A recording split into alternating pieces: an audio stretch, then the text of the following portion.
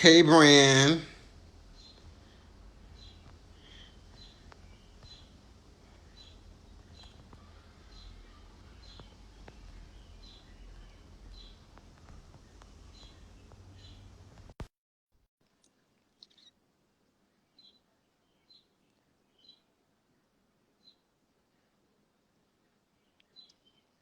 Hey, Hey, how's it going? good. Having dinner in a little bit, but for now, making time to have a conversation. What's up? Well, I am good. Thank you for doing this with us. Man, thank you. Honestly, just to catch up for real, I think the last time I saw you was like on the dance floor at a party. Sounds about right.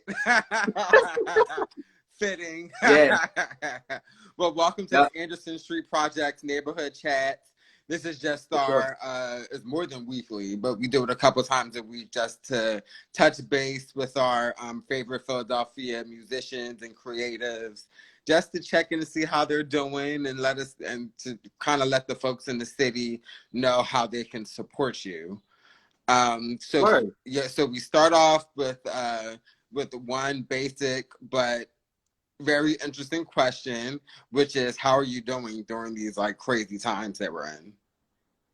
Honestly, I've had moments of being really, really stressed out. But really keeping it in line, right? Like there's always someone a little bit worse, who doesn't have as much.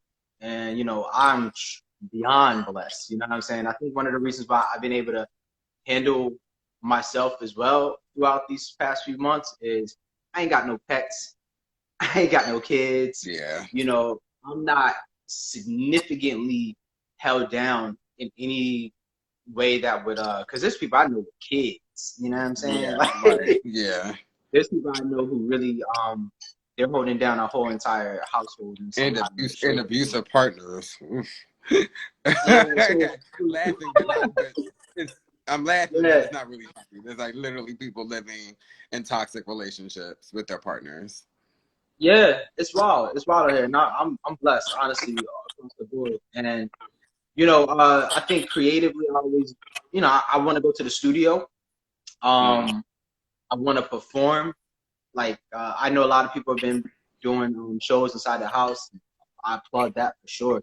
Yeah, I'll probably be doing that in the coming weeks. nice. But you know, the stage, you know what I'm saying? Like Right. outdoors, people, stuff like that. It's truthfully something I miss. And I've had stressed out moments, but overall I'm good. I've been binging a bunch of things and having conversations with family and just checking up on everybody, man. Yeah. How have you been? Good question. I've been good. Like you, there's been some ups and downs, but through it all, um, I still have a job. I've been able to find, I think these chats and the parties that I've been able to throw online have really gave me a new light in terms of the Anderson Street project.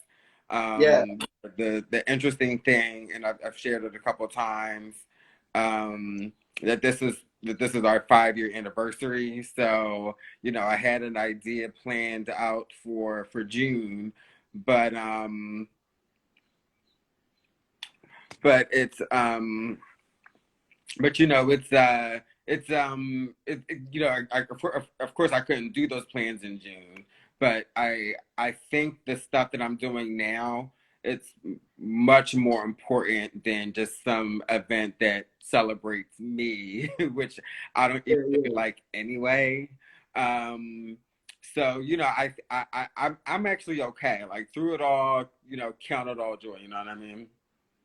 Yeah, yeah. I mean, during this time, everything is kind of stripped away, and Yeah. you really get to see, honestly, what you find important. You see a lot of what the government finds important, Yeah. and what they don't find important. Oh yeah. And so it's one of those things where it's kind of like real bare bones moment. But it's good though. It is good. Like you, I had a lot of plans for 2020. Most of it, if not all of it, is out the window. But you still got family, significant others, people you love, and that's why I said I'm lucky because I I'm good. Like, you know, I get to kind of be around someone that I love. Oh, You know what nice. I mean? And you know, I'm just chilling and making music, making plans from home, but certainly going to be releasing some songs, right? So I put out a song in April, and I can't wait to kind of like follow that up with more music and then follow that up with more music. So I probably won't be, you know, in front of people like Mm-hmm. like a lot of us won't be, but I certainly will be kind of like staying creative. So how have you been finding solid ground through this time?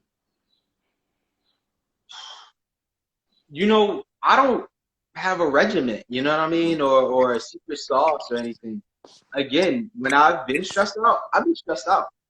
And when I've, you know, been happy, I've tried to channel that into something good. But yeah, I've been straight stressing. But you know, writing music, listening to podcasts, reading here and there for sure. Um, going outside, you know, sometimes I get not confused, but I get locked into this thing where it's like I'm not gonna go outside at all, and it's like you can still go outside and get some fresh air. You just gotta be careful. You Yeah. gotta absolutely kind of maintain some kind of sensible distance, Mm-hmm. obviously.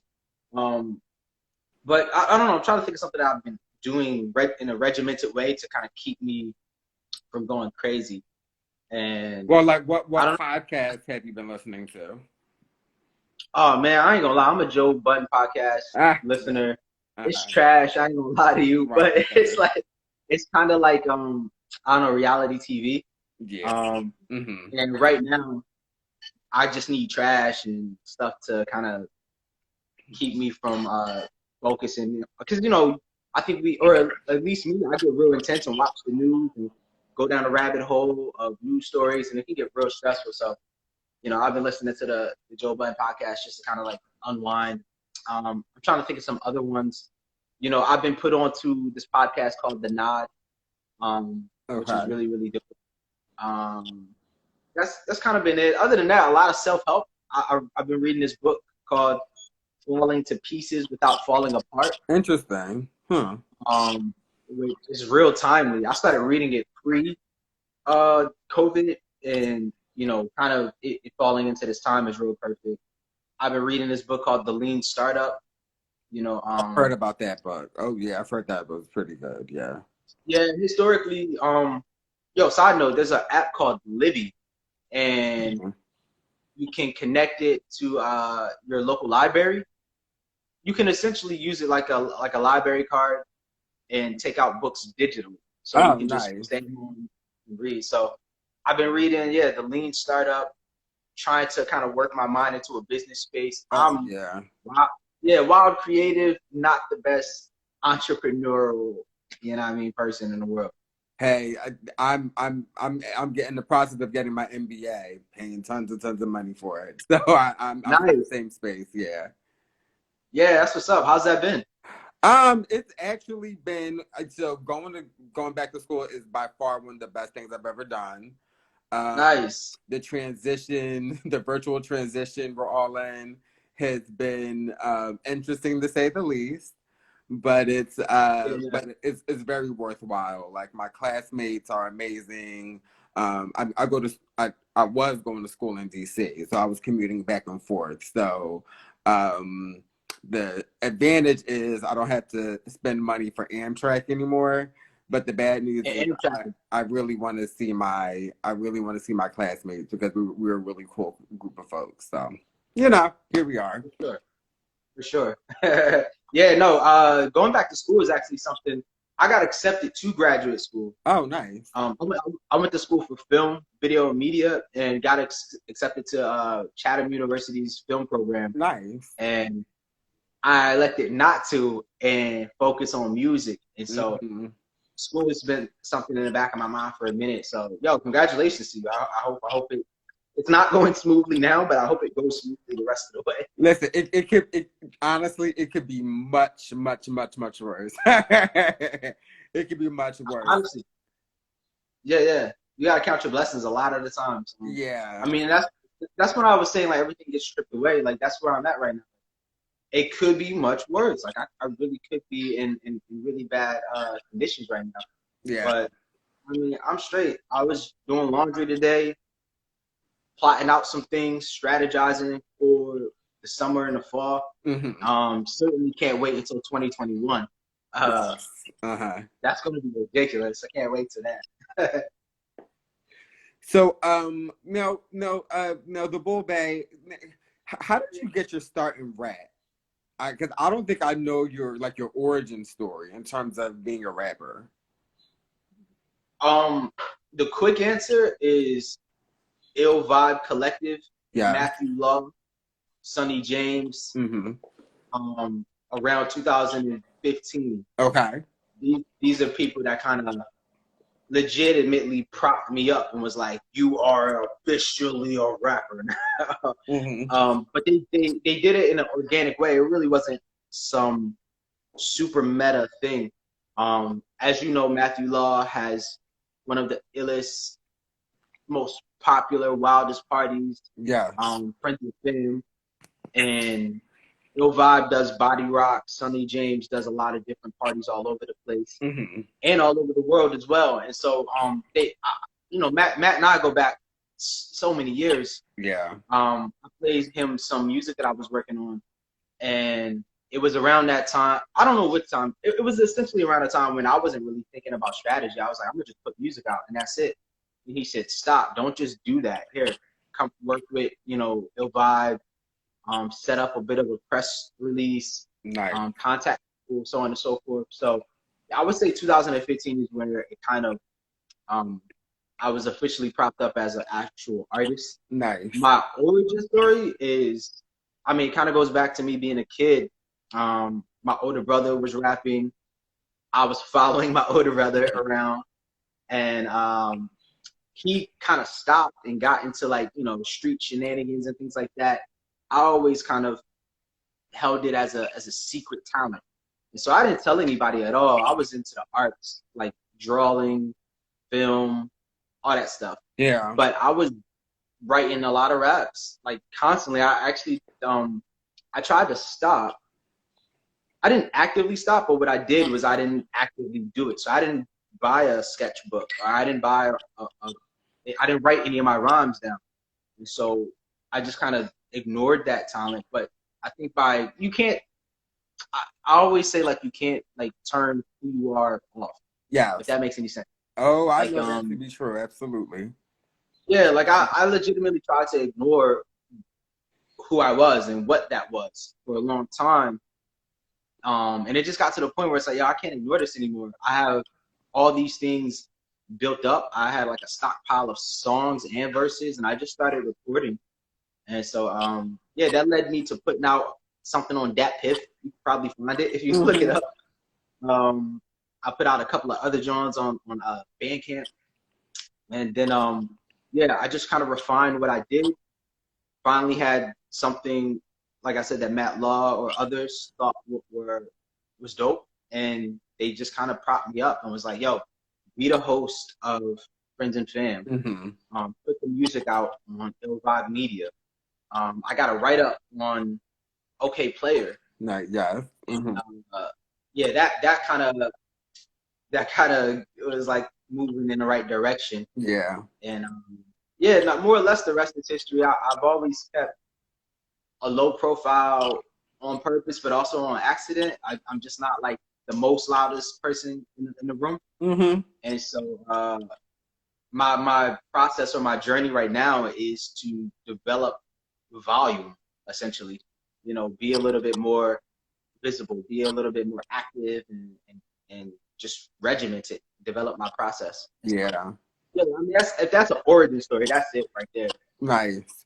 Now, how does being a film student and a film major, how did that kind of inform your musicianship? It's one of those things because how does it inform it? I think in my mind, visuals and audio always go together. I can remember listening to songs as a kid and kind of thinking about action sequences in my mind and You know, I think storytelling has always been really big just in my spirit. Yeah. And I really enjoyed the fact that as time moves on, because for a long time it was kind of like a weird dichotomy that I had. Mm-hmm. But now film and music just go hand in hand. I feel like the antithesis of it all is Insecure. Like bomb ass music, yeah, bomb ass visual. Storytelling is mad compelling. You know what I mean? So I would say it just goes hand in hand. I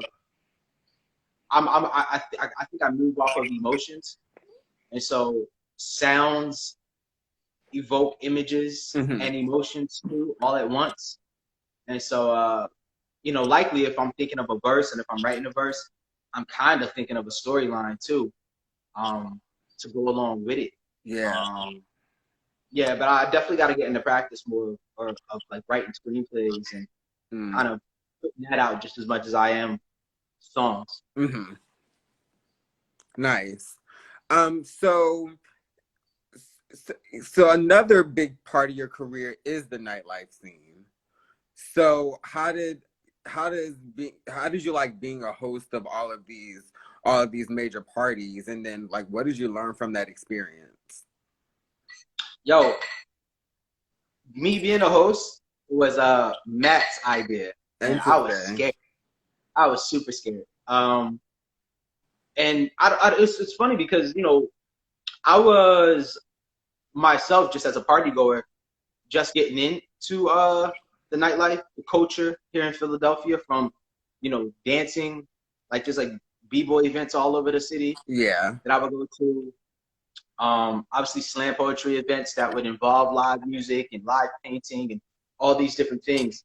And I was just kind of dipping my toe into that. And Matt was like, yeah, you should be the host. And I remember the first time I was a deer in the headlights. I was scared as shit.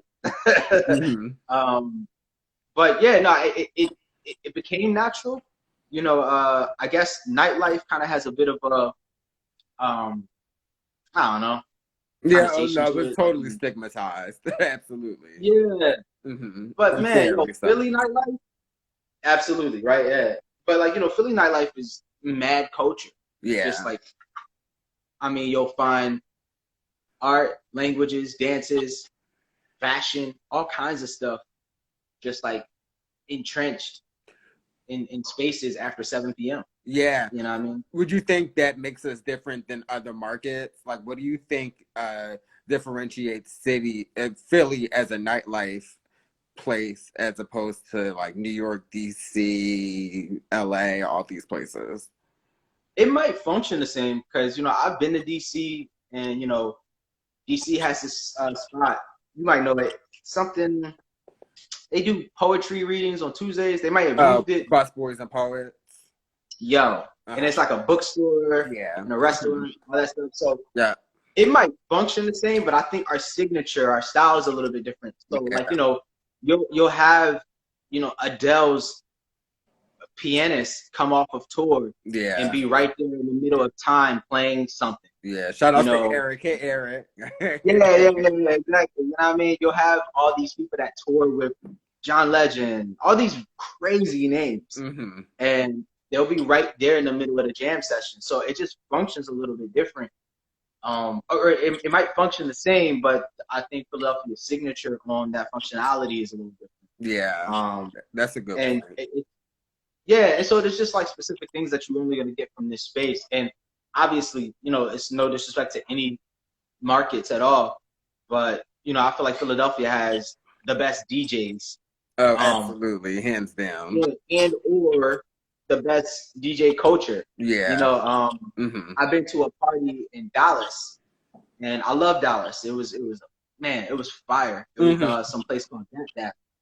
And it just wasn't it. You know what I mean? In my mind, I was like, yo, if any number of DJ from Philly were here, Rebel Forster, Matt,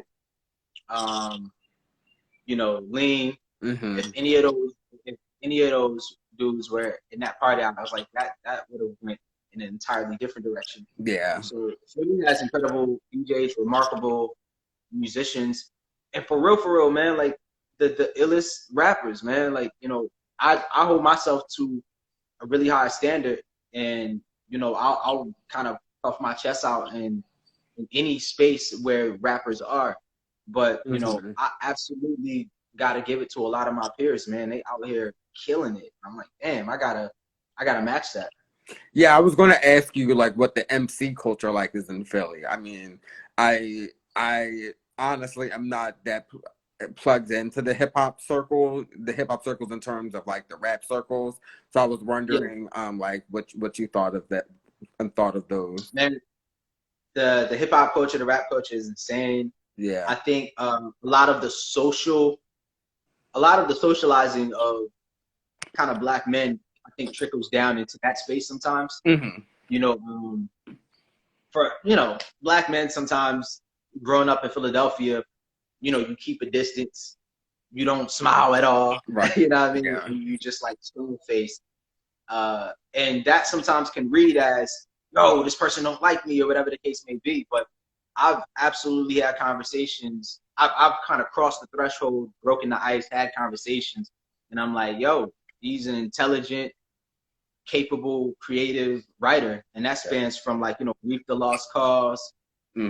to Chill Moody, to Hmm. Chemist, you know, Verbatim Jones, Mike Stu, Sean Smith. You know, all these people are incredibly intelligent. I think the read of the MC space is that people can be standoffish, but I think that's more of a less black man socialized in Philadelphia thing. That makes a lot of sense. I would agree with that. Yeah. Yeah. Now, are you from Philly? Yeah. I grew up on a small block in Southwest Philly called Southford Street. Okay. The major intersection is 60th and King Sesson. Yes. A lot of foolishness around there growing up. Mm. You know what I mean? There was a time when I resented that Mm. space because it was a lot of destructive shit going on. Yeah. But as I grew older and as I matured, I understood that it was more institutional things at play than I understood. You know what I Mhm. mean? Like, I certainly can't blame people in impoverished conditions, man. Like, it pushes you to do crazy stuff. I've done crazy stuff. Mhm.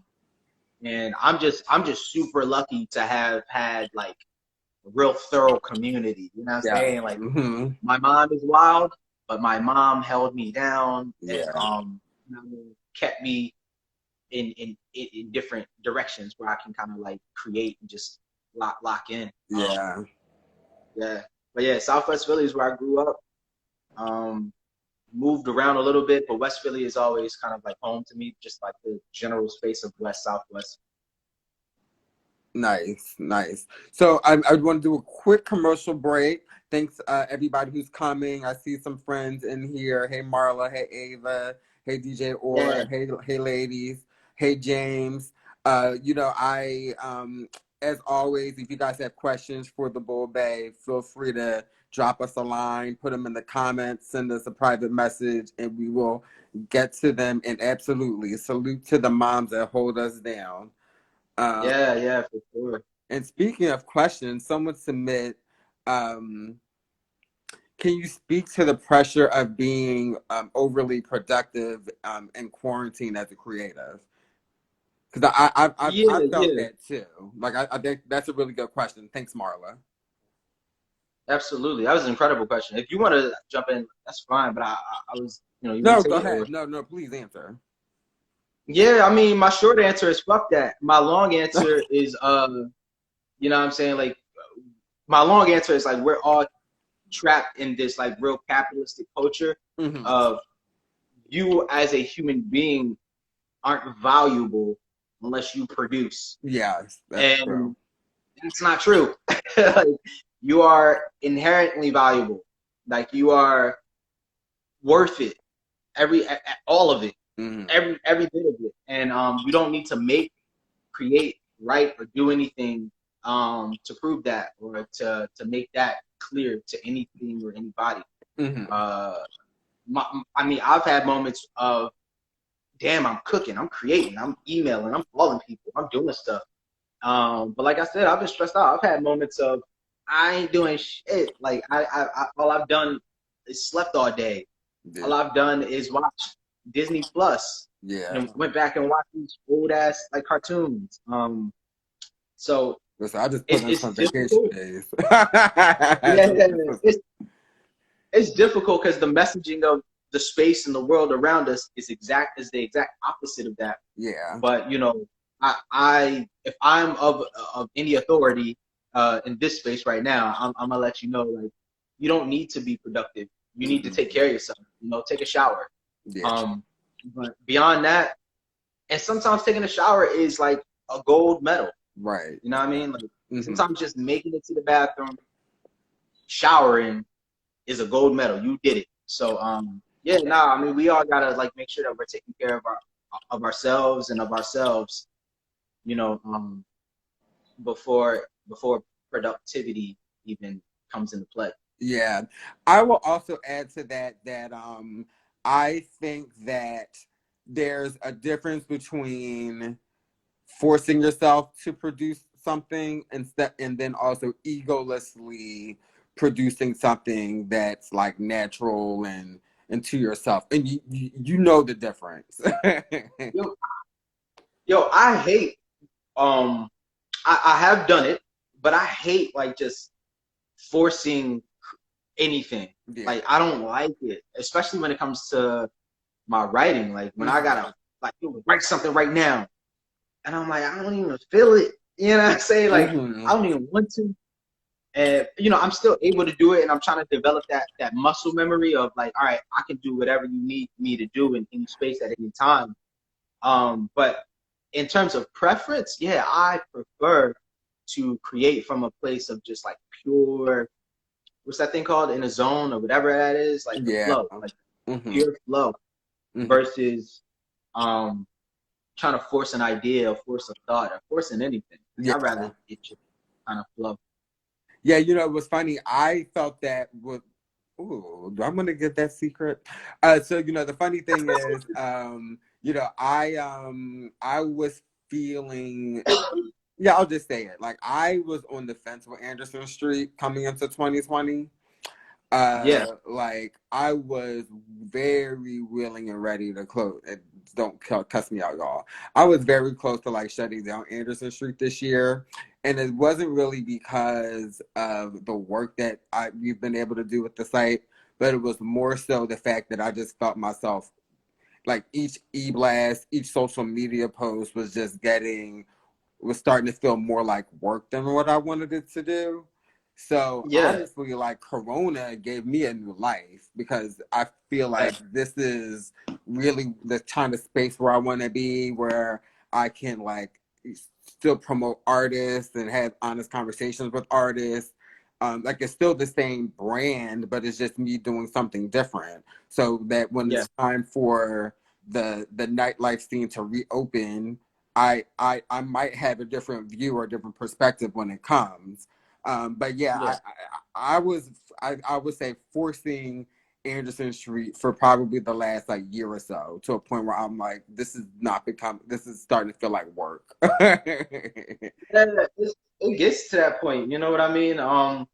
It's funny because we as creators, we want to do creative stuff for a living, and we forget sometimes that whatever you do for a living eventually does become some semblance of work. Yeah. You know what I mean? You're doing it when you don't want to. You're doing it when it doesn't feel good. It doesn't feel right. When you're unsure, uncertain, Mm-hmm. and Lord knows, I've been in and still am in a space of uncertainty. Yeah. Mm-hmm. Just not sure, like completely secure in myself. Like I'm confident. I love what I do, and I love me. But reality is reality. Sometimes, like for a long time, it took me a minute to transition from I'm an artist and I'm just gonna create from an artist place and that's it. And like I said, I told you I'm reading the Lean Startup and I'm trying to Mm-hmm. transition it to developing processes that make sense, Yeah. that doesn't leave me in the red, Mm-hmm. that can eventually push me to a space of sustainability, all these different things. And hell yeah, man. You like get to a point where it's like, no, I don't feel like doing this. Like Yeah. this is taking a lot out of me for sure, for sure. Like you kind of just hit the wall a lot. You hit the wall a lot. And so, yo, I'm super proud of you or super happy for you. That you decided to keep going in those moments. Oh, thank you. I'm I right there appreciate with you, that. man. I am legitimately stride for stride, kind of moving along with you, Yeah. doing things when I don't want to, and Mm-hmm. trying to put myself into a space of I got to get this done and all these other different things. I came into 2020 with the goal of empty my hard drive. Like that's been Mm-hmm. my goal. I've Interesting. been thinking about putting that on the shirt too, but whatever. Yeah, so my goal is to empty my hard drive because Hmm. I'm sitting on so much music. And at that point, I'm essentially gonna have that reflective moment that you spoke about. And it's not to say that I'm gonna quit, walk away, or do anything like that, but I think it's just smart to kind of get done what you need to get done, and then have a moment of reflecting and looking at that and being honest and true with where you want to go, and what you just been through, Yeah. So that's kind of like the, the trajectory that I'm on for the year. Yeah. Shout outs to Reese. Reese just walked into the room. The living legend Reese, who everybody is when we talk about templates that we're following. Shout outs to you, Boo.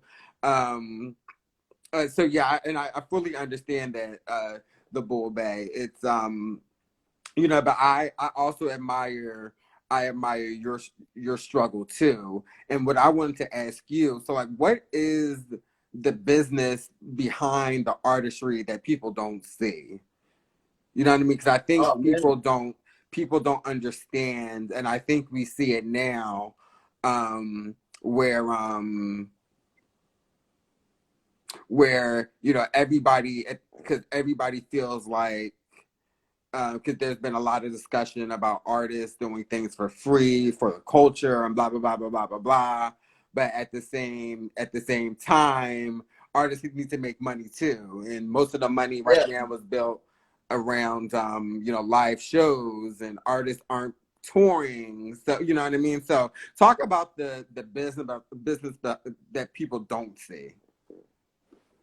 I man, people don't see a lot. Yeah. And whatever they do see has been manipulated by a lot. I mean, even on my end, if you see Mm-hmm. me posting up a picture and I mean, like there's like for instance, one of my recent posts, I'm dancing in it. Mm-hmm. And that's just like a moment in my day. I had an entire day at the start of that day and at the end of that day. So there's always going to be an element of you don't know what's going on. There's Yeah. so much happening. Mm-hmm. In terms of being an artist, man, if you do something, um, even if you make somebody a peanut butter and jelly sandwich, essentially you're kind of an entrepreneur. You know what I mean? And you have to figure out how you work that process out of making somebody a PB&J, like working out that process so much so that it gives you stability and you're able to pay bills and so on and so forth. No one wants to do anything for free.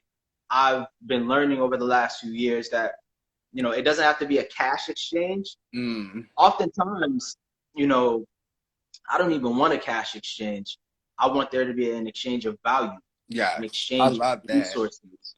Yeah, an exchange of value, an exchange of resources. And to me, I think like that's what really makes a community so strong. Like there's so many creatives in Philadelphia, and certainly people deserve to be paid, and they're demanding that. Hey man, that's what they demanding. So you got to pay that person. Right. But overall, like I'm not at this point, or depending on what the situation is, the project is. I'm not like, yo, give me money right now. Mm. I'm just like, yo, what's the value exchange? What's the trade? How can we barter, our resources so we can then be more sustained as we kind of take the next step in our journey. Mm-hmm. But there's a ton of stuff people don't see, especially in music. Music has changed like 5 times over within like 2 years. Yeah. From streaming to TikTok to Triller, dance challenges, all kinds of challenges, going viral. lately I've been reaching out to Instagram influencers that use music in their videos, and Interesting. yeah, and just like, yo, I see that you use music. My song kind of matches some of your aesthetics. Feel free to use it. Just tag me in it. You know what I mean? So I'm not asking for straight up money, like give me money. But I'm like, yo, if you do use it, tag me. You know what I mean? That kind of exposes me to their audience, their market, their part of the planet. Which has been dope because I've been getting like followers from Brazil or something like that. Oh, dope. But yeah, there's just like there's a bunch of stuff that you do not see on a day to day that people go through and that people put in play to make sure that they have sustained careers. I mean, shit, man, y'all don't see me sending all these emails in the morning and stuff like that. So, I'll do just another quick shout out. Shout out in the commercial break. Hey, Kelsey. Hey, Yeah. miss you, Kelsey. I haven't seen you in forever. Self Love Sunday. Yeah, absolutely. Self Care Sundays. If you guys haven't Self-care. self care, right? I said that right? I may have said it wrong. I don't know. No, I think it's Self Care Sundays, right, Kelsey? Yeah, let us know. Correct us if we said it wrong. But if you haven't been, when the city opens back up, please go and support her. And also, if you guys have any more questions, feel free to pop them in the comments. Now, let's fast forward to 2021. Yes. And suppose self-love mixer. There we go. Sorry, Kels.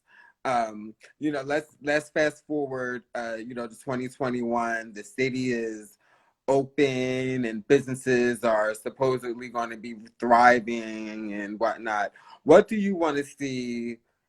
Because you're in kind of two different worlds. One, you're in the nightlife world. The other, you're in like the live performance world. So what would you want to see for both of those platforms? Oh man. Honestly, first of all, just a safe space. You know what I mean? Everybody's going to be eager to leave the house and go to a place where people are. Make sure that it's safe. Make sure that and no one. It's funny, man, because really no one can guarantee anything until a vaccine is readily available. Yeah. But yeah, just to do your due diligence, make sure there's some hand sanitizer there. That's what I want to see in 2021. Yeah. Make sure there's Lysol everywhere. Yeah, but just secure people's safety. You know what I'm saying? That's what I want from the nightlife scene. And I don't know if there's anything in particular, because I never really had a problem with things like nightlife scenes or lineups or anything like that. I think what I want to see is like brands and groups work together a little bit more. That's certainly not me criticizing or anything like that, but I see a lot of people doing similar things, and I'm like, wow, y'all could actually, connect and do something together. Yeah. And I believe in community, like wholeheartedly. People pulling together will kind of make things a lot better. And I say that to myself too. Like, I want to collaborate more. I want to make sure that whatever I'm doing isn't just like some flash in the pan, that it's connected to other spaces and other people, and we all have stake in it, and we all make sure that it does what it needs to do. And shouts out to Rebel Force. Yes, hey Rebel. Hey, and I think that's been a common theme in a few of our interviews. Limo said something similar, so did Chris Stevens. I believe Rebel said something in the lines of that too. Like, but what ways can artists come together to do things? We have to communicate. I have to communicate. I'll start with myself. Like, I sit around and have ideas every single day. Instead of just sitting on those ideas, I need to like maybe start a group chat.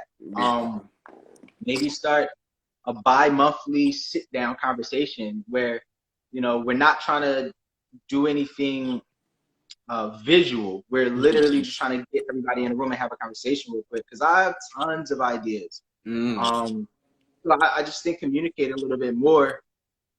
And what I've found, again, I'm not, this is from my perspective, not anybody else's, but but it might speak to other creatives, twitches or habits. I'll have an idea, but I'll have no clue on how to develop the steps to achieve that idea. Yeah. And so the idea will just kind of sit around, and I'll kind of hoard that idea because I want to do it, or because I think it needs to look the way I need it to look. And all that is ego. Yeah. You know what I mean? If I have a good idea, I need to express that good idea to someone who can help me execute it. And I don't need to be at the center of it. This idea might really best fit somebody else. That's good. As I've learned recently, make yourself inexpendable, indispensable. Correct me. Indispensable. Yeah. We got what you make yourself. You make yourself indispensable from the process, and pass off that good idea. But just do it in such a way where you're not just completely eliminated. And yeah, I mean, that's pretty much it. I think creatives should just talk, like have real, open, honest conversations about what they want to do, where their limitations are, where their limitations aren't, and they can just kind of like push through. Like, I'm good at this, so I can really help you out right here. Yeah. Everybody's just so afraid that everybody's trying to steal their ideas. That's the funny thing about Philly. It's like, yeah. I don't know what else to say. Like, I don't think it's too unique to Philadelphia, but yeah, it's definitely like that. And I think one of the things that kind of slow Philadelphia down or hold Philly back is that we don't have infrastructure or industry here in the city. Yeah. We know the world media capital is essentially New York City. Right. The world entertainment capital is essentially Los Angeles. Right. And you have Nashville and you have Atlanta. But we don't have like a real industry infrastructure here in the city, and so we don't see how it works, or we're not even privy to what the processes are. I would argue that at this point we don't want it either. It sucks because I've heard stories of, and I don't know if this is true or not. Maybe somebody in the comments can correct or give us some insight. I heard stories that Will Smith many moons ago tried to set up his Westbrook production company here in the city. Yeah. And the government, the office, the city hall put so much red tape in front of him that he just decided, well, I'm gonna just go ahead and have it out in Los Angeles. And I don't know if that's true. I cannot verify that, but that's what I heard, and I think that that's just like bananas. To have somebody of that stature who wanted to kind of like set up and give back and do something here in the city, and to kind of obstruct that is just like a crazy thought to me. So Philly has a lot of things to get over and get better at, from the government side, you know what I mean? Like, and certainly as the creative community, we definitely have to, and I think the creative community is fine. We're doing what we need to do. But yeah, we could communicate a lot more. We can kind of develop a little bit of a brotherhood or a sisterhood, as much as we need to. Because sharing a thought or an idea doesn't mean you're gonna get like cut off by the knees or something. Yeah. Well, Philly Juice, I see you have a question. Feel free to just drop it in or send it to us privately. We are answering and asking questions. I learned through school that some of the, there's two things I want to touch on. Well, the first thing is I think we can't look to the government anymore to support the arts. I think, especially with this administration, and I love and dislike Kenny in a lot of ways, but where I don't like his stance on is with the arts. Especially in light of the budget and him literally divesting from the arts of sorts. So, it seems like it's going to be up to the artist and the arts. I don't even want to put it on the artist. I will call it the creative economy community to really think about where we want to go in 2021. And through school, I learned that the way that you answer those questions is by having conversations. So like you just can't have this idea and just have it festering in your idea, and you're going to start working on it without talking to anyone. It just doesn't work that Yeah. way. So we have, It doesn't. You yeah, you gotta communicate. Like no one and nothing is self-sufficient. And I wholeheartedly believe that. I say that all the time. Like no one and nothing is self-sufficient. You can't do yeah. it on your own. You should. And I think for a long time that was my downfall. I would have an idea and I'm like, I'm gonna do it all by myself. Mm-hmm. And that's And just not how that works. and that's how it is in Philly. Like, um, that's a good question. We'll get to that in a second. Yeah. In Philly, everybody wants to do things on their own, and I get it. But there's some point where you know you had to think about the community and how Yeah. and think about how the community is impacted, how it could be impacted instead of how I can impact the community. You know what I mean? Like I think our point of view is off in a lot of ways that we in where we produce things. Because everybody wants to do something, but everybody also wants 100 people at their event. It's just always a little. It's like this back and forth thing, you know what I mean? And we could go and you know, and we can develop that idea later on. But I just think we had to really, really, really sit down and be honest about where we realistically can go in the coming years. It all starts with honesty, and again, starting with myself, I think I and other artists need to be really, really clear, really, really honest with themselves. What do you want? Mm-hmm.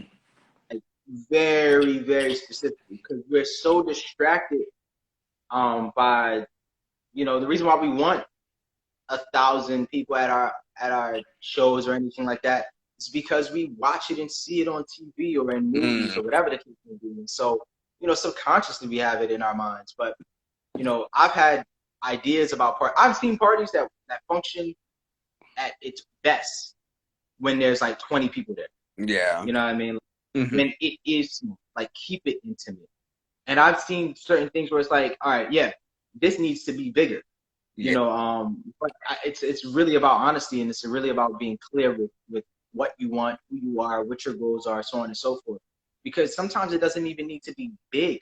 Sometimes it doesn't need to be like, oh, I need to get a sponsorship. Like, no, you can have that on your block. You can do that from right there, and just incorporate, like you said, your neighbors, your local businesses, and things like that. But oftentimes, all of us, man, like, we are bombarded with images of what we think we want. Mm-hmm. We're bombarded with stories and ideas that we're told that we need to have right now. You need to have this, and that's not the case. You know what I mean? You have to find out what that actually is. Kind of draw that out, etch that out, and go and attack it. And it's not about you doing it on your own. I think creating is one of those things where it's like, if you're creating something just by default, you're kind of doing it for a space. You're doing it for, because people say, oh, I create for myself, which, to me, that kind of translates into therapy. Yeah. Which is awesome. I have a cousin that does art therapy and is building up that space.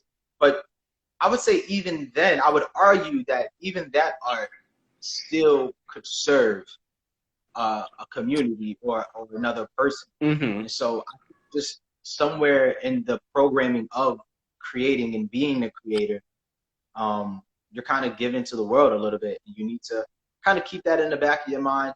And yeah, I think artists just need to be honest and clear with themselves. They want 150 people at the show, but they don't know why. And even if they were to get that, they don't know what to do with that. Okay. Like, and that goes with Philly Juice WRLD's question, which is a question I've always asked too, which is, and I'm going to ask this in a different way of Philly Juice, which is, why do artists seemingly get so frustrated in Philly? Could be a number of things. Yeah, yeah, again, Philadelphia, I don't think this is not like overly. I think Philly has a lot of things to get better at. Mm-hmm. But overall, to me, I always say it's just the nature of the beast. You know what I mean? Like New York is a huge market, LA is a huge market, so on and so forth. Philly is not. It's a large market, but it's not. I think it's like the 5th largest city. Yeah. There's a ton. I think it's like the biggest tourist city. Yeah. There's a ton of issues and problems here. Right. I just think you know, I'm not saying it is what it is. Like leave it that way. You certainly want to get better, but you know. So I say this so people won't continue to hit their heads on the wall expecting something different. It is what it is. Yeah. You know, I think a lot of people can have their community at their back here in the city, and a lot of people do. I see, you know, Just Vino constantly doing things, all of West Philly at his back. You know what I mean? Right. But I mean, look, there's certain musical spaces or certain environments that just aren't the strongest here, and it's strongest other places, and that's not because Philly is lacking. Yeah. It's because of geography, or Yeah. because of history. It's because of all these other different moving parts. I think it's really, really just smart for any artist or anybody to just read the cards on the table. You know what I mean? Like, don't try to force your own narrative or what you want it to be. It just is what it is. You're gonna have to kind of take that and move with it. Certainly, if it's like injustice or something terrible, you want to like resist and break that down and try to rebuild. But you know, Philadelphia has never been like this. It had a moment in time when it was like a world market. Yeah. And I still think that's possible, right? Like everybody back to the Philly International time, the 70s and the 80s. I think Gamble and Huff had like a distribution deal with CBS or something like that. They did. That's still possible. You know, you got Working on Dying in Philadelphia. You know, Uzi Vert and was it Uji Man and all these other different people, Matt Knox. So you have Working on Dying that's in Philadelphia. They are very, very purposeful about staying in Philly. I don't know, maybe they'll get a distribution deal and, you know, start just launching artists into the stratosphere. But yeah, Philly just has its own history, politics, and weirdness. I'm not really mad at it. I don't necessarily celebrate it or anything like that. It is what it is. I'm not like upset about it. I guess at the end of the day, I'm too grateful for all the opportunities that are there. And I take a lot of pride in kind of waving the Philadelphia banner and kind of holding that down.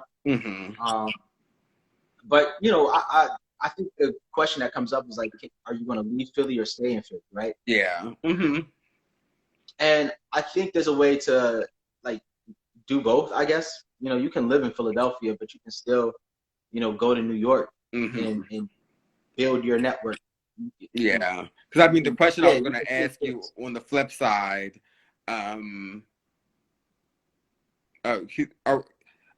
we keep freezing because I can see everybody. I can see everybody clear. It's probably the only one we haven't had tech issues. But on the flip side, because we have about 5 minutes left, so I kind of want to end out, you know, slightly on a positive note. So what keeps you in Philly? This is where I learned how to tie my sneaker here. I got into my first fight here. You know, people don't know, but I actually went to Long Beach, California. I lived in Long Beach for a little bit. Interesting. And yeah, like I was at a fork in the road where I could have stayed out there, right? Like I could have easily stayed in Southern California. My community is here. Like all the things that make me a person is here in the city of Philadelphia. Yeah. And I it's hard to explain that, but you can't ignore that. You just can't ignore that. And for me, I think the sacrifice would have been it wasn't a sacrifice I was ready to make. It's not to say you shouldn't leave Philadelphia. It's not to say you should stay. I'm saying for me, for the Bul Bey, I had a fork in the road, and I could have sacrificed a lot to stay out there and just do that. But I wasn't willing to trade that at that time. And so, like I said, I believe that you can do both, right? So I can live in Philadelphia and still take trips to Los Angeles. Mm-hmm. You know, I can live in Philadelphia and still, not now. Everything is dirty and COVID, and Right. don't do it. Keep your But ass in you the know what I mean? house. Yeah, stay at home. But I think you can live in Philadelphia and still access these markets. You're not closed off to it. You're not, Mm-hmm. you know, kept away from it at all. And also, you know, who knows what life brings. I'm not completely shut down to the idea of some grand opportunity coming my way and I need to relocate. But Mm-hmm. Philadelphia is a place where it's my community, man. I don't really know what else to say. I might be able to leave it one day. Mm-hmm. I hope that I'm able to leave it one day. I hope I'm granted an opportunity to do that. But as it stands right now, yo, I love Philly. I really love Philadelphia. Yeah. It drives me crazy, some of the things that they do from the government side of things, closing down schools, giving everything to Comcast. Uh, but yeah, like I love the city and I love the people. Honestly, the culture and the people is kind of like my heart is here. Yeah. And Malika is 100% correct. Everything is going virtual, so you really Yeah, don't have to. You already see Twitter. Twitter's closing in their headquarters, it seems. So. no, yeah, absolutely. This people who they to me like there's people like Odyssey who kind of in my mind has the blueprint. He has a wife, family. He's from DC, but I think he stays in Brooklyn or something like that. But that man is world renowned, right? So he get plays and checks and things like that in Germany, all these other different things. Yeah. But he comes back home. I think it's just about having a home. Philly is my home. I'm sorry, I can't wait to go to LA. Like I can't wait to go to New York. I Mm-hmm. can't wait to go to Atlanta, Florida, all these places. But you know, Philly is just always going to be my home. Yeah. Well, we have about 2 minutes left, and I want to give you those last 2 minutes to kind of tell folks, how they can find more about you, and what you released a song in April, your website, all of that stuff. Yeah, so stream my new single, Drug Test. Right now, it's on all digital platforms. So stream that, get those numbers up. Everything on social media is essentially The Bul Bey, TheBulbey, even.com. Yeah, so follow me on Spotify, play the song, add it to a playlist, trying to get those numbers up. I was thinking about giving away a special cookie to entice people. You know what I mean? To follow me and add me to playlist. But I'm figuring that out now. But in any case, Yes, just play marketing. my music as much as possible. I got songs coming.